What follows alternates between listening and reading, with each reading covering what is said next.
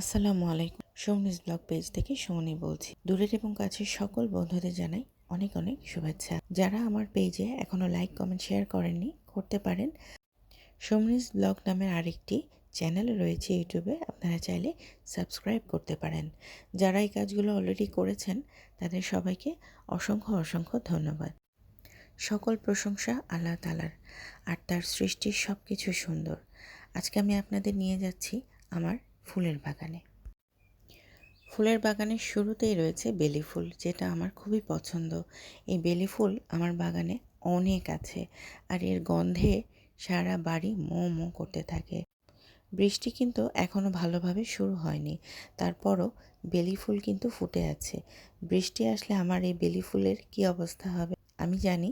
বৃষ্টি হলে কিন্তু বেলি ফুল আরও ফুটে আর গন্ধ চারপাশে ছড়িয়ে যায়। সবাই বলে ফুলের রাজা গোলাপ, কিন্তু আমার কাছে মনে হয় ফুলের রাজা গন্ধরাজ, কারণ এর গন্ধে সবাই যেন মুগ্ধ হয়ে যায়। তার পাশেই রয়েছে এলাচ গাছ।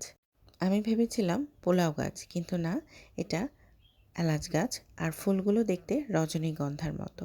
তবে পোলাও পাতা গাছ কিন্তু আমার বাসায় আছে, পোলাও রান্না করলে আমি সেগুলো দেই। গন্ধরাজ শুধু এক পাশেই না, আমার বাগানের আরেক পাশেও কিন্তু এই গন্ধরাজ রয়েছে।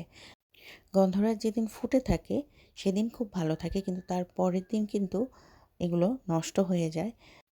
অনেকেই এসে কিন্তু আমার বাগান থেকে গন্ধরাজ আর বেলি নিয়ে যায়, আর তারা খুব প্রশংসা করে।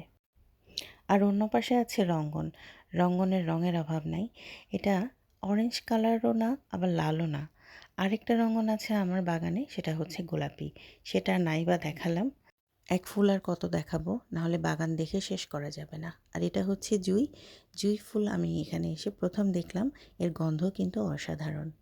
আর এগুলো হচ্ছে আপনারা সবাই চেনেন নয়নতারা। নয়নতারারও কিন্তু অনেক রকম আছে আমার বাগানে। এই যে আরেক ধরনের নয়নতারা। আমার বাগানের আরেক পাশে শিউলি আর হাসনাহেনা আছে।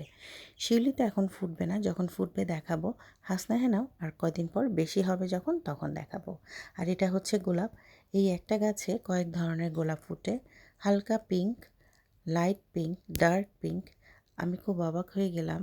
ছোট্ট একটা গাছ, কলির অভাব নেই, ফুলেরও অভাব নেই, এবং বিভিন্ন কালার। তাকিয়েই রইলাম আমি এই ফুলের দিকে। আর আমি প্রায় সময় গাছটা থেকে ফুল পেড়ে নিয়ে যাই, আমার খুব ভালো লাগে।